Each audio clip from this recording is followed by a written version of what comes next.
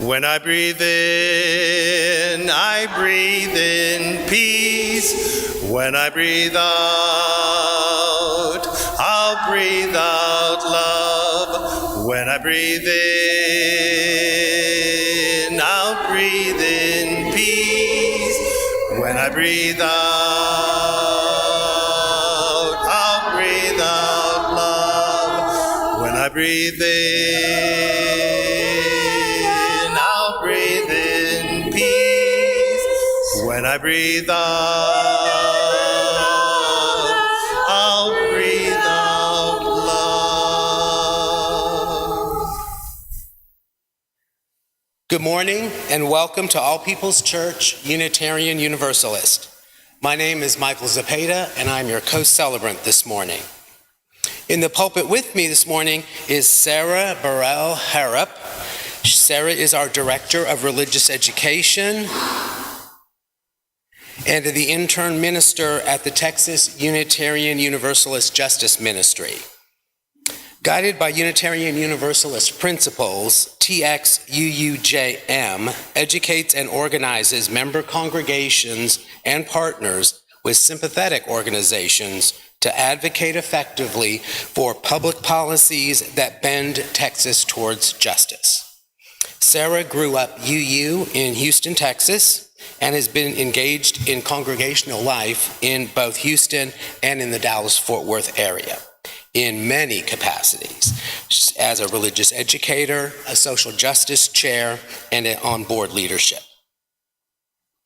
Our Sunday service is a shared time of worship for all present as we gather for music, spoken words, a time of reflection and inspiration as a religious community. Let us come together in a spirit of compassion and respect for ourselves and others attending this service. We especially welcome those who are visiting today. If you haven't yet done so, please sign in at the visitors table by the front door, where you can be placed on our mailing list to receive the weekly emails and our monthly newsletter. Before we continue on to worship, there are a couple of announcements. First off, no, you are not mistaken. There are no order of service today. The computer had a little bit of a glitch, so we are winging it. But we will have the lyrics for the hymns up on the screens. Yesterday, speaking of Sarah and her work here as the DRE, we had a great band book event yesterday. You can check out some of the art that was created by the youth, which is hanging in the library. And today, during the RE hour, we had a sort of all people's convention, sort of sharing about our particular fandoms.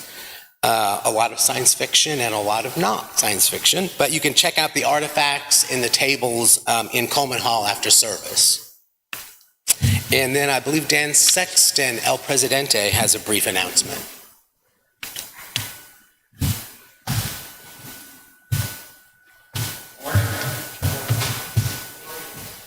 I wanted to let you all know, and I assume many of you already know, that Community Church in Plano has had an incident that around 12 a.m. last Sunday, someone put a firebomb against their front door. And the alarm system notified the fire department, and they quickly put it out after moderate damage. No one was injured. A disruptive group had attended church on June 25th, several weeks earlier, and then posted a video to social media. And they were targeting them as an LGBTQ supporting church. That was their point, is that look at this gay church place, and they were pranking them somehow.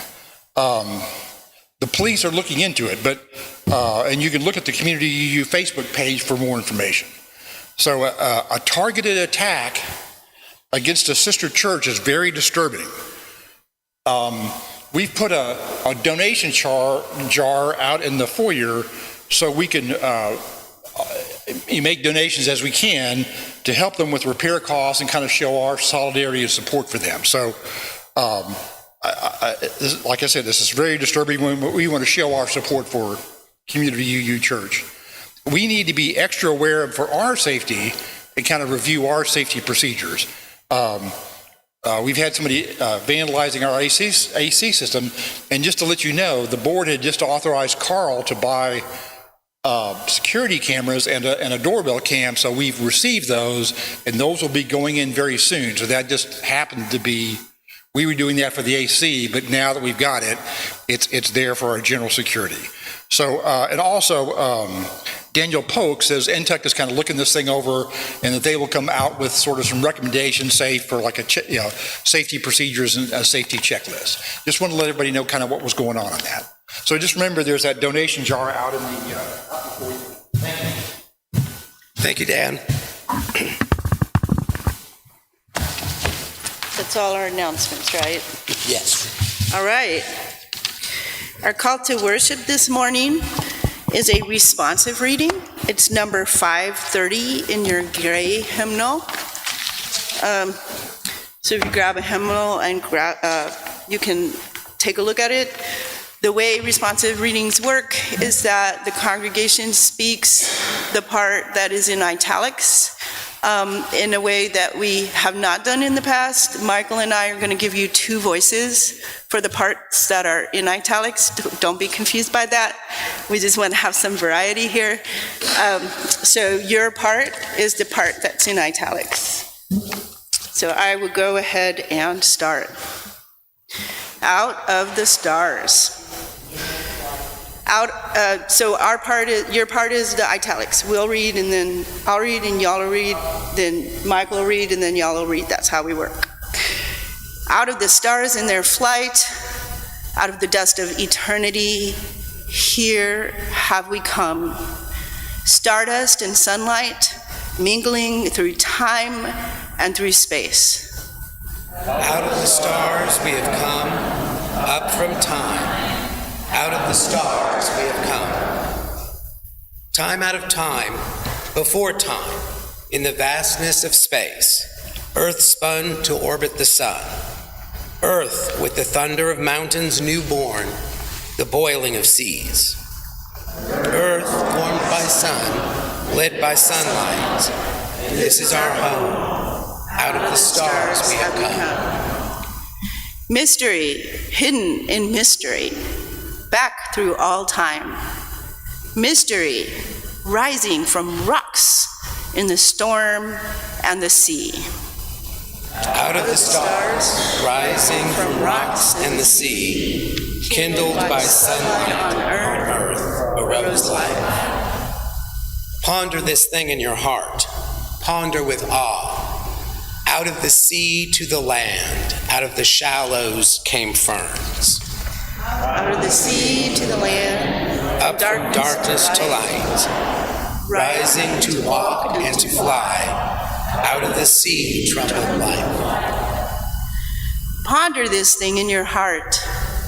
Life up from sea. Eyes to behold, throats to sing, mates to love. Life from the sea, warmed by sun, washed by rain. Life from within, giving birth, rose to love. This is the wonder of time. This is the marvel of space. Out of the stars swung the earth. Life upon earth rose to love. This is the marvel of life. Rising to see and to know. Out of your heart, cry yonder. Sing that we live. We invite you now to rise in body or spirit for the chalice lighting, the opening hymn, and our spoken affirmation. Our chalice lighting words come to us from Jennifer Grayson. Universal mystery, guide us away from the desire to shine light in all the corners. Teach us to embrace the night, for without darkness, we never see the stars. We are very fortunate to have a song leader today. David Bindi will lead us in hymn number 188 in our gray hymnal. which is come, come, whoever you are. And this will be a round, so we'll all start together, sing through the whole thing, and then we'll split up, and let's just divide right in half between Mary and Lori. This will be my group. We'll start off. You're splitting Connie in half. And then when we get to this number 2, they'll join in the first part, and then when we'll sing through twice. And my group, when we get to the end, will repeat the last phrase so we all end in unison. So, everybody, all the way through. Come, come, whoever you are, wanderer, worshiper, lover of leaving. Ours is no caravan of despair. Come, yet again come.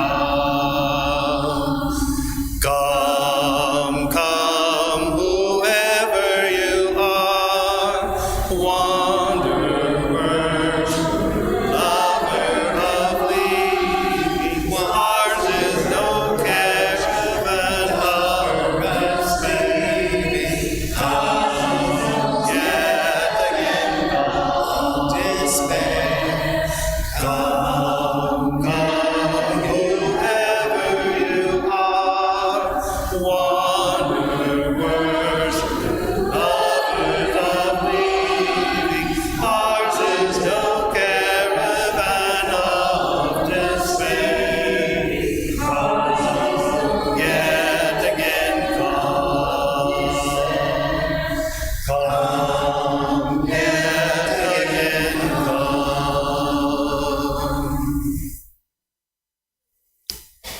Love is the doctrine of this church.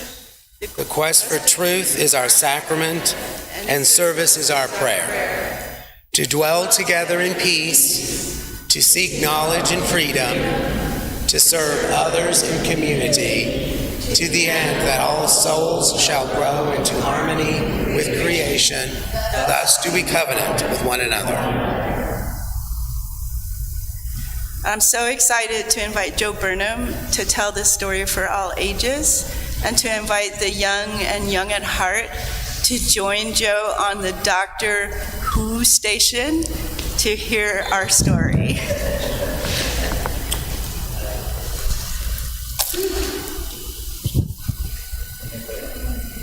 Make room for Mike.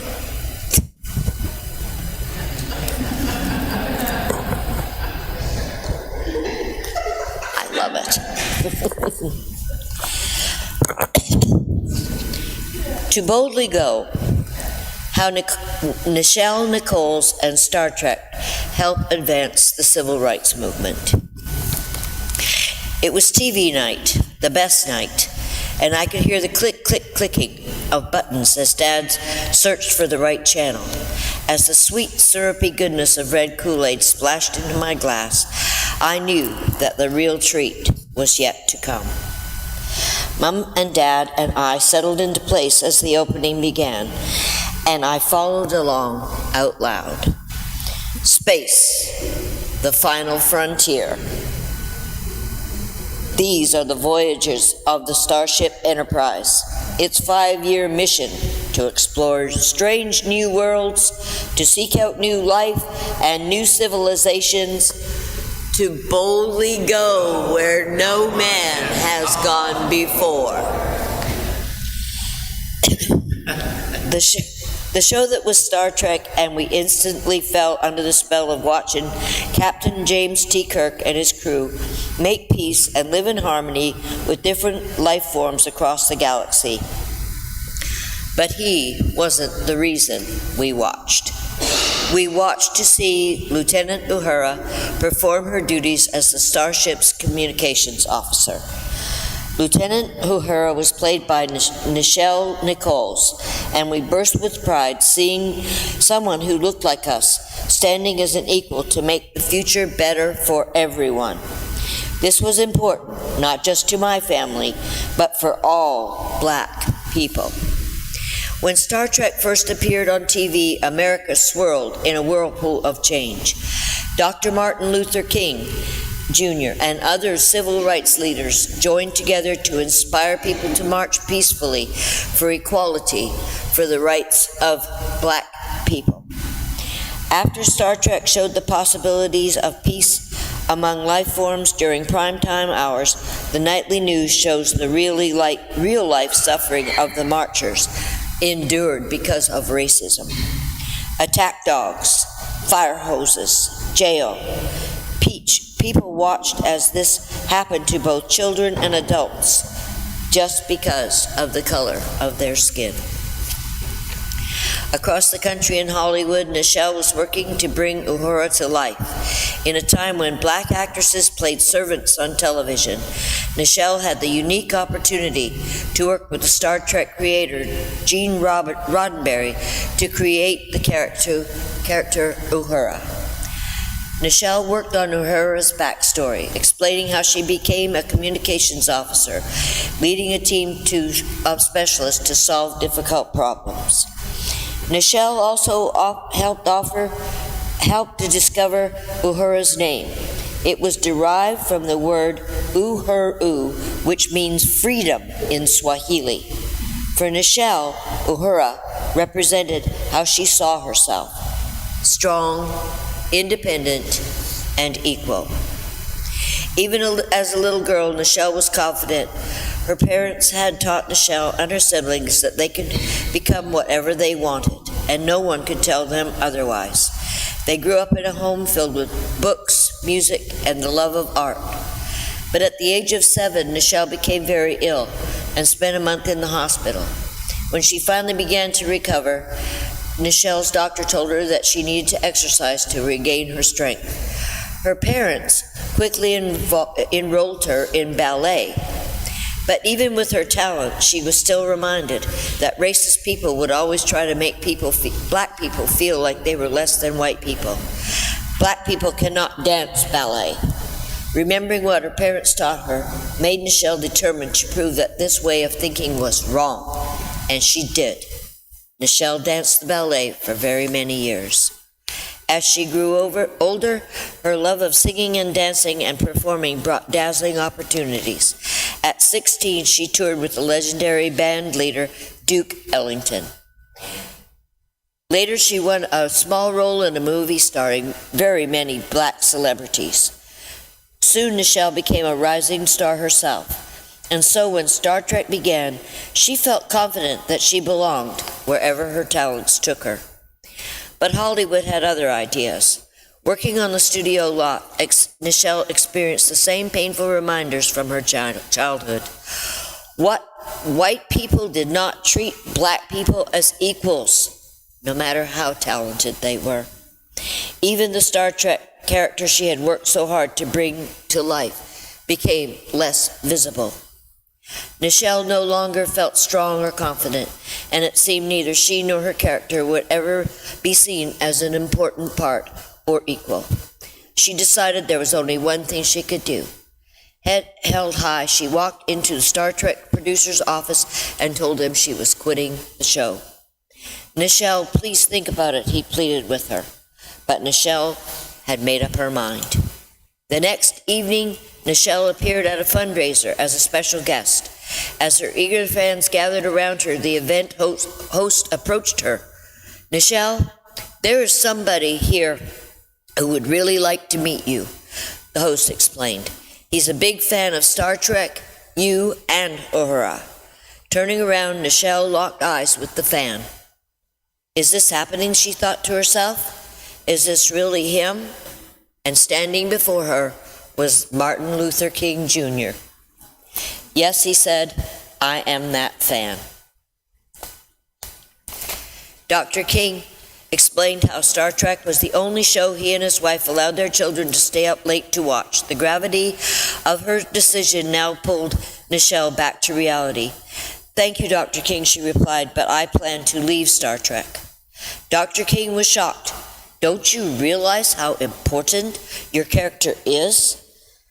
Nichelle's head swirled with all the reasons she had to quit the show. "You have opened a door that must not be allowed to close," he said. Don't you see that you're not just a role model for black children? You're important for people who don't look like us. For the first time, the world sees us as we should be seen, as equals, as intelligent people. Nichelle thought about all the black people enduring racism every day of their lives, just like she was. Her world tilted as she realized just how important she was to the show. Perhaps Michelle thought Uhura is a symbol of hope, a role model, and she knew what she needed to do. When the Star Trek crew returned the next season, Lieutenant Uhura reported for duty on the Starship Enterprise. And like the civil rights movement, while some things slowly began to change, many things stayed the same. Her lines were still cut. Uhura's character was never fully developed the way Nichelle had managed it could be, but she never forgot what her presence meant to the lives of the people who looked like her, and neither did they. For over 50 years, millions of Nichelle's fans have watched Star Trek and continue to dream about the places and spaces they dare to envision themselves in, to boldly go to make the future better for everyone. Thank you.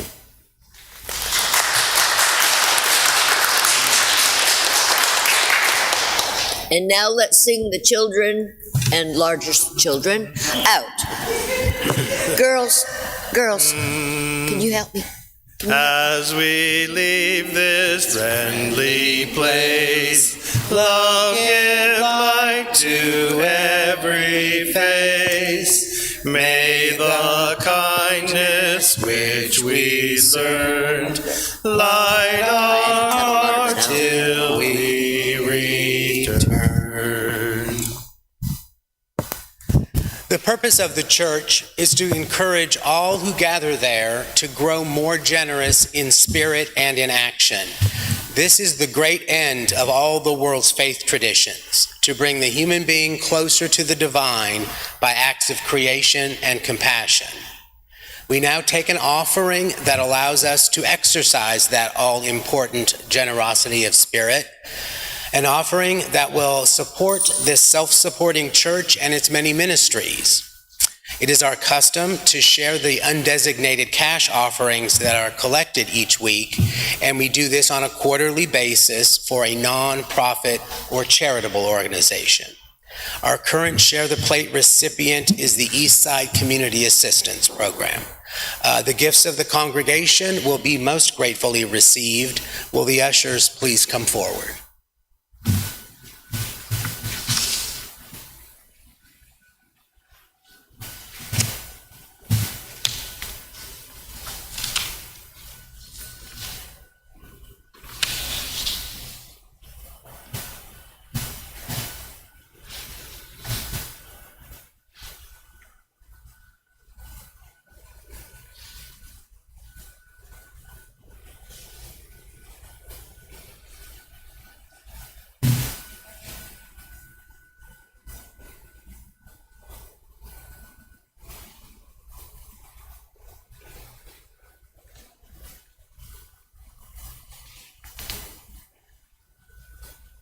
I'll share with you, as our first reading, an excerpt from an article in the UU World, Twilight Zone Writer Challenged Prejudice by Kimberly French. Why was that in the UU World? Because Rod Serling was an active member of the UU congregation in Santa Monica. So Kimberly French says, Rod Serling was a part of television's early golden age. In Serling's off-kilter world of the mind, advertisers let him assert his social conscience with a freedom he never had writing straight drama. There were so many taboos, so many censors, so many things you couldn't do, says Carol Serling, Rod's widow. But with the Twilight Zone, the sponsors basically just didn't understand what he was doing. He confronted capital punishment in an episode called The Execution, a fear of atomic war in the shelter, and prejudice in Monsters Are Due on Maple Street. And he told the Los Angeles Times in 1967, prejudice is the singular evil of our time. In almost everything I've written, there's a thread of this.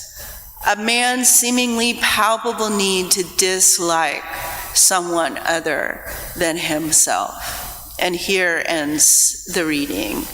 And so we will sing from the Teal hymnal, 1023, which is Building Bridges. And again, we have a song leader.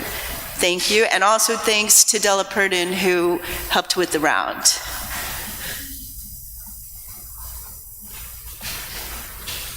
Please stand as you are willing and able. And we'll do this the same way. We'll sing all the way through together.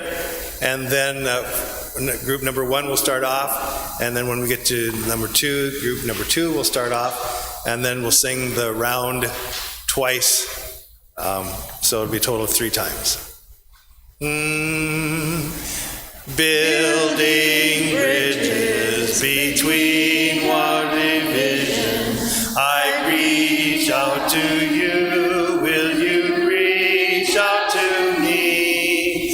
With all of our voices and all of our visions, friend, we could make such sweet harmony. Building bridges between our division. I reach out to you. Will you reach out to division. with all Reach out to you. Will you reach out to me? Friend, we could make And all of our visions. building bridges between our divisions. I reach out to you. Will you reach out to me? With all of our voices and all of our visions. Friend, we could make such sweet harmony. Friends, we could make such sweet harmony.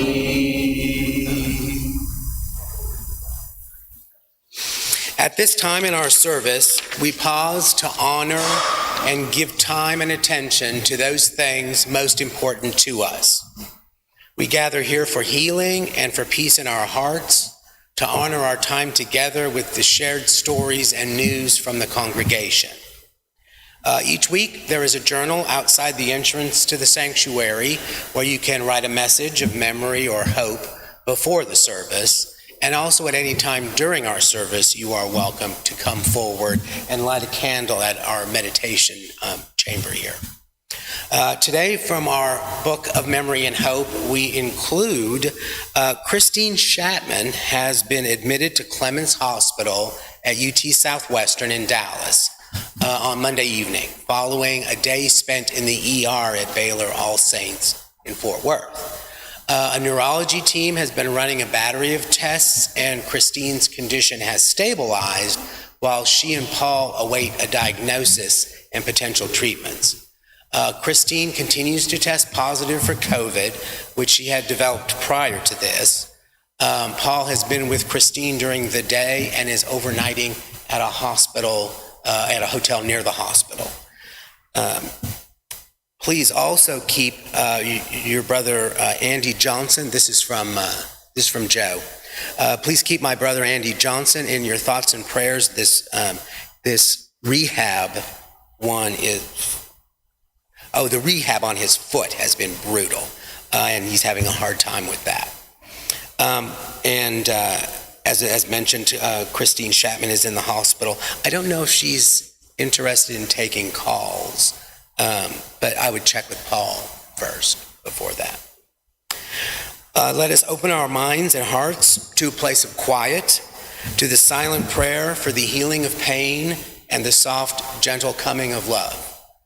Please now settle comfortably and pause for a few moments of quiet meditation to hold and uplift the sorrows and celebrations, both spoken and unspoken, among us.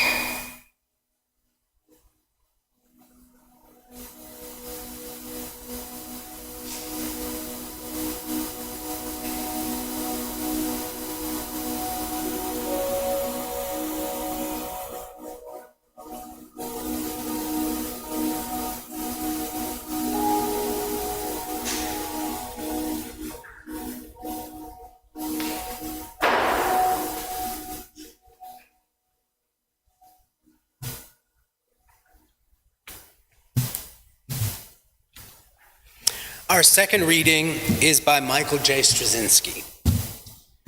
The universe speaks in many languages, but only one voice. The language is not Narn, or human, or Centauri, or game, or Minbari. It speaks in the language of hope. It speaks in the language of trust. It speaks in the language of strength and the language of compassion. It is the language of the heart and the language of the soul. But always, it's the same voice.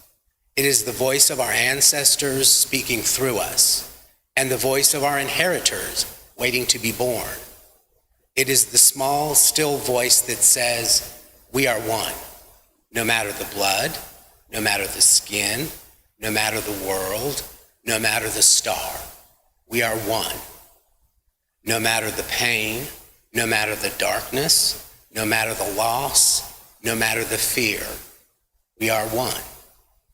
Here, gathered together in common cause, we agree to recognize the singular truth and this singular rule, that we must be kind to one another, because each voice enriches us and ennobles us, and each voice lost diminishes us.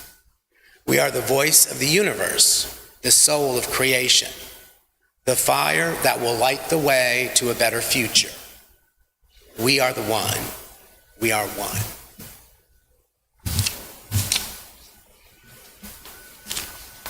We are one. And also, we are many. But as we are keenly aware, sometimes, many times, we humans don't play nicely with one another, or other species, or the environment. And if we're the soul of creation, the life that came from the seas and the stars, as some people say, the life that was made in the image of God, why is it so hard to extend a sense of value and sacred worth to one another? And I know that you and I, we here, we certainly do try to value one another. We want to hear each other's voice. We're curious about what it's like for us to journey in our lives together. We're passionate about a society where people are set up to thrive, not to fail, where we care for children, where we don't categorize and treat people as less than because of their race, religion, sexual orientation, gender identity, nationality, language, their bodies, the way that they move in the world. But it doesn't take much. We look around and we can see that these values aren't baked into culture. And that's, I think, one of the existential questions of religion, is what do we do about that?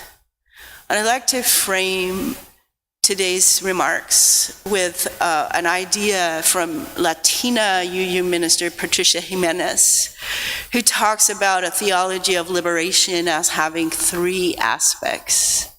One, everyone learns what oppression looks like. And it's not always obvious. It's not what you can necessarily see. Racism looks a lot different now than it did in Nichelle Nichols' time. The second, denunciation. Yeah, that's oppression, that's wrong. The third, very critical, annunciation. Tell the story of a different future. And an important thing to remember about annunciation is that it does not matter whether the future that you annunciate becomes true in our history or our timeline, because it's about dreaming possibilities. Dreaming changes things. It changes the dreamer's heart. When a person tells their dream, it changes the hearer's heart. And the hearer is, oh, yeah, and this is happening, adding something to the dream. It picks up detail. A group takes action, the dream takes shape. May go a different direction. It opens up new dreams, new dreamers, and new possibilities. And so we have this dynamic process that makes us more flexible. And I'd like to suggest to you that science fiction, fantasy, and speculative fiction is one way to dream. I'm so sorry about that. Oh, this is the child care provider. Can someone go back and make sure that it's okay back there?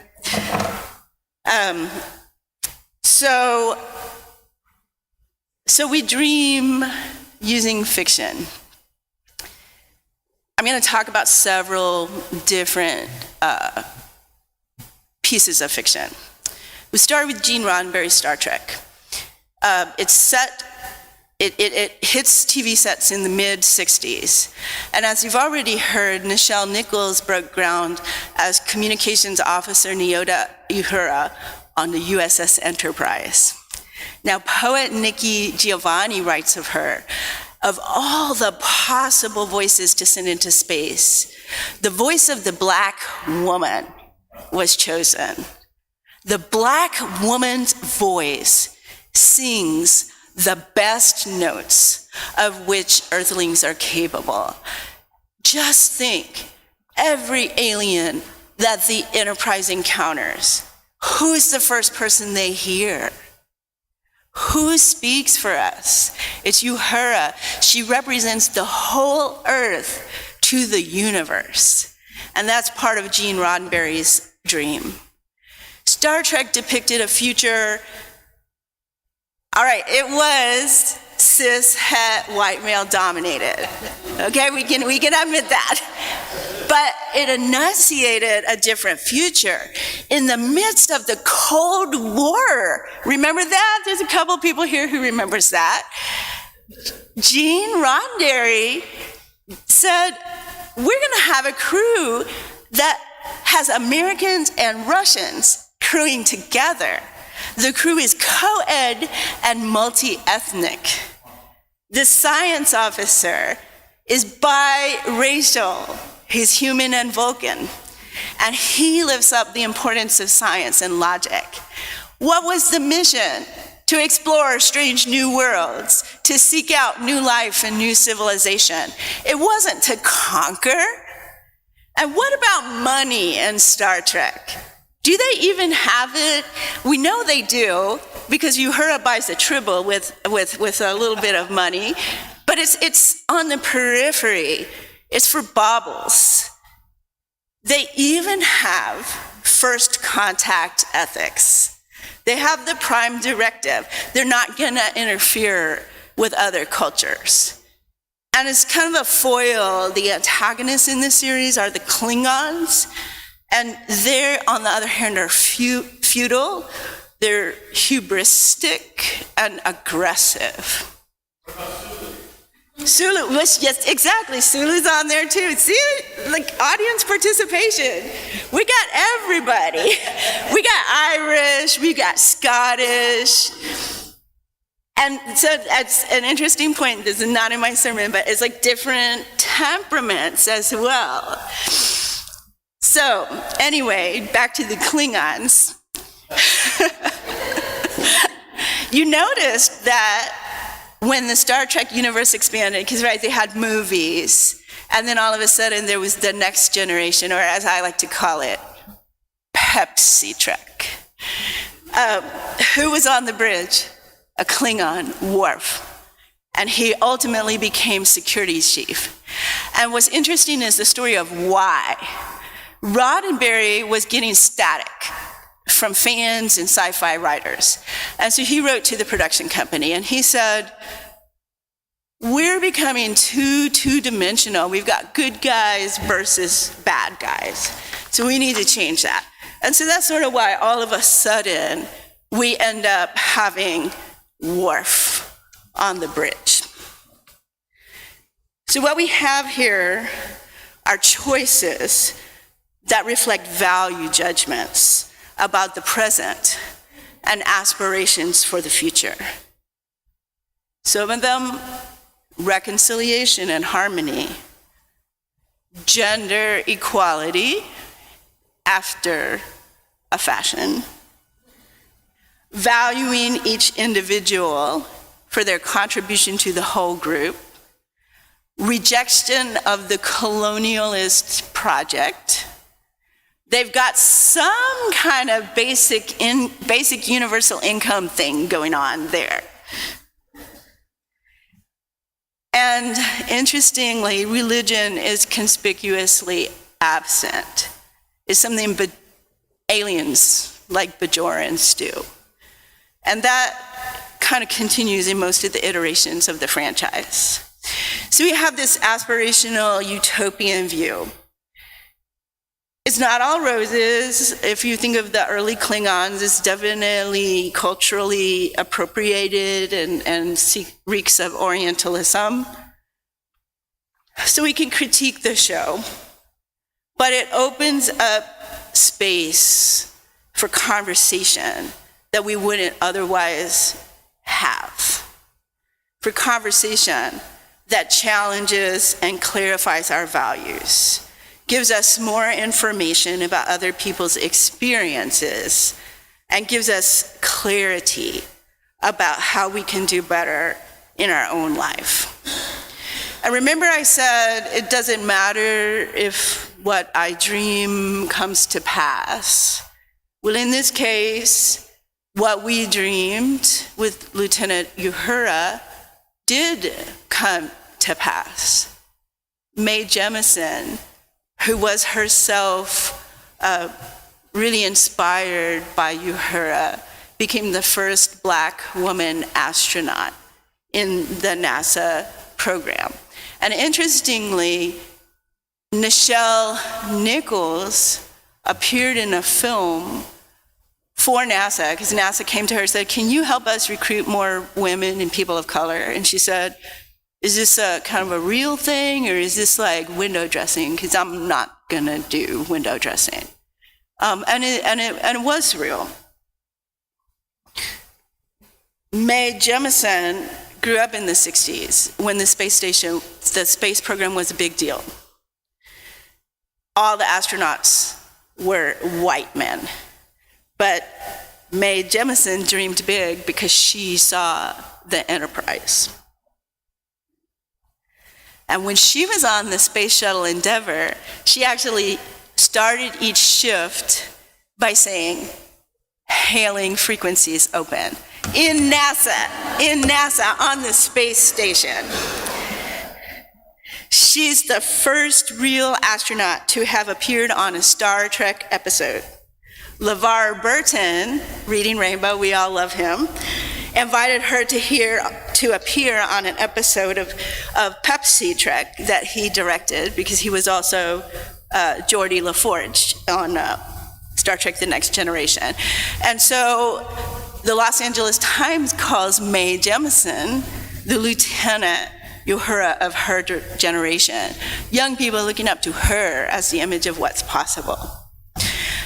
Now, I watched Star Trek, but I was very much more into The Twilight Zone. This series aired between 1959 and 1964.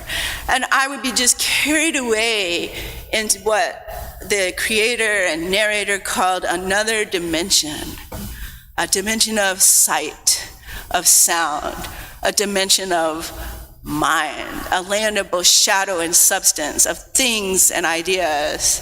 Like, very iconic. So he'd provide the opening narration, setting the scene, and then the day's story, which would delve into these important issues, ensued, and then like a Greek chorus, he came in at the end with an epilogue.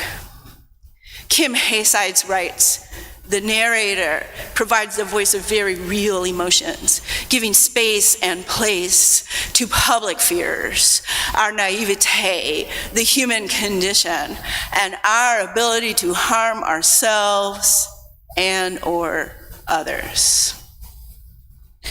So picture this. This is just one episode of The Twilight Zone, The Eye of the Beholder. A woman has just completed plastic surgery. She's in bandages. It's a last resort so that she can look normal. If this surgery was unsuccessful, she'll be deported to a colony with others who look like her. The medical professionals unwind the bandages. They recoil in disgust. The camera falls on a blonde woman who very much conforms with conventional standards of beauty. So now this, the 1950s, was a time of social repression and censorship. Serling himself was deeply impacted by the brutal murder of a 14-year-old black boy, Emmett Till, in 1955, and the miscarriage of justice that happened after that. Emmett Till would have been 82 just last week. And Rod Serling was the shit. Everybody loved him. And he thought, well, I'll write a screenplay. I'm gonna raise awareness of this. And this show it happened, noon on Doomsday. but there was extensive censorship. So it was in New England. The victim was, it wasn't black, it was like Jewish or something. It was not the story he wanted to tell. And so he was so weary from all these battles, he was doing this Twilight Zone, and he actually said, "Oh, I'm not going to use scripts for social criticism, it's strictly for entertainment." But he still slipped it all in. Information about prejudice, authoritarianism, tolerance, and ethics. He got it in. Speaking of trippy, this is pretty trippy. Actually, I kind of skipped a whole paragraph there. So, Twilight Zone demands that you look at things from a different perspective. It challenges you to question what you think you know. There's not a lot of enunciation going on, but it helps us to see what oppression looks like. Twilight Zone is a queer, trippy place that unbalances us and our preconceptions about the world. Now, speaking of trippy, this is really trippy. Rod Serling encountered a very young writer in San Diego by happenstance one afternoon. He read a couple stories, and he said to this young man, "You're talented.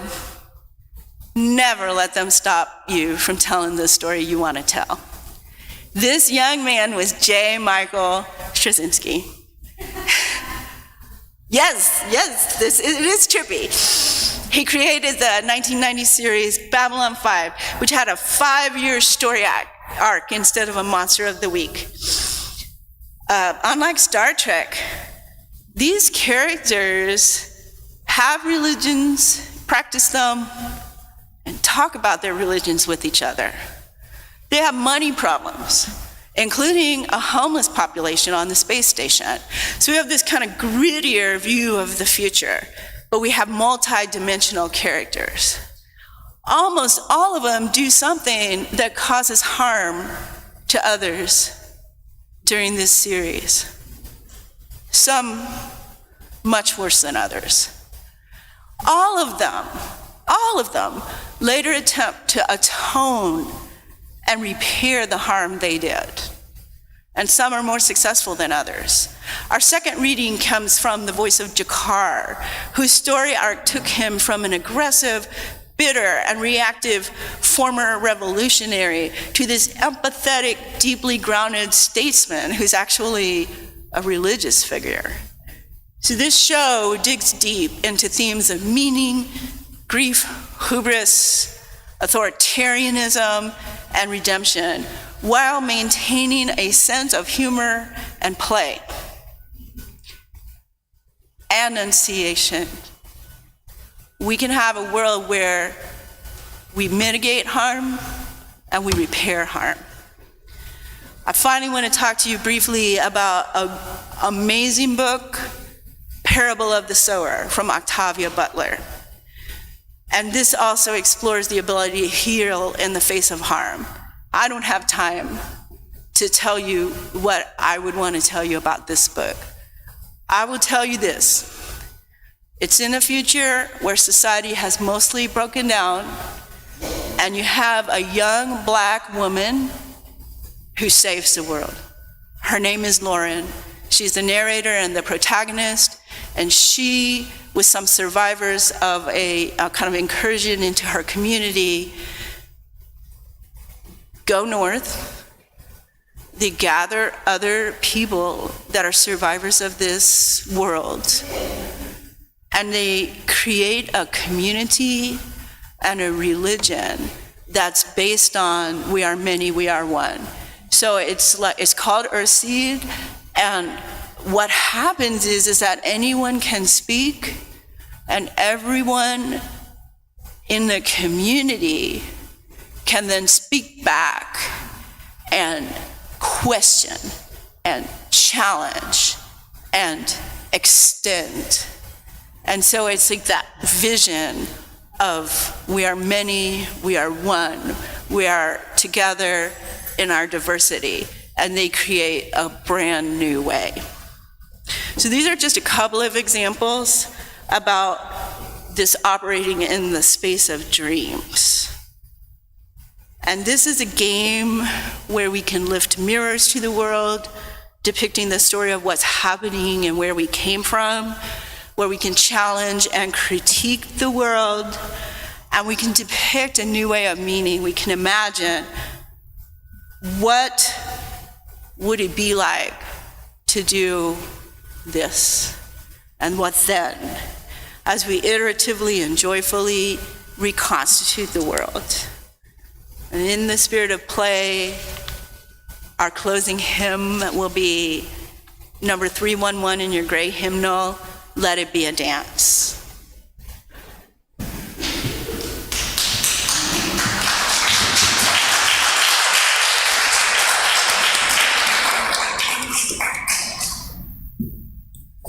Please stand as you're willing, able. And the spirit of this song is pretty impressive. It talks about the beginning, it talks about the end, it talks about the way you get there, and the joy that you can share through good times and bad times. And before we start, I would like you to put your hymnals on the chair right in front of you. Put your hymnals on the chair in front of you. Oh, put them all the way down, because you need both hands. I want you to experience this song just a little different way, because it's Let It Be a Dance. So before we sing the song, I want you to free yourself up a little bit. So, let it be a dance. Let it be a dance. Let it be a dance. Let it be a dance. Let it be a dance. Let it be a dance. Let it be a dance. You can pick up your books. Let it be a dance.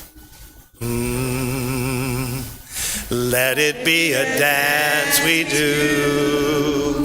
May I have this dance with you through the good times and the bad times too. Let it be a dance. Let a dancing song be heard. Play the music, say the words, and fill the sky with sailing birds. Let it be a dance, let it be a dance, let it be a dance.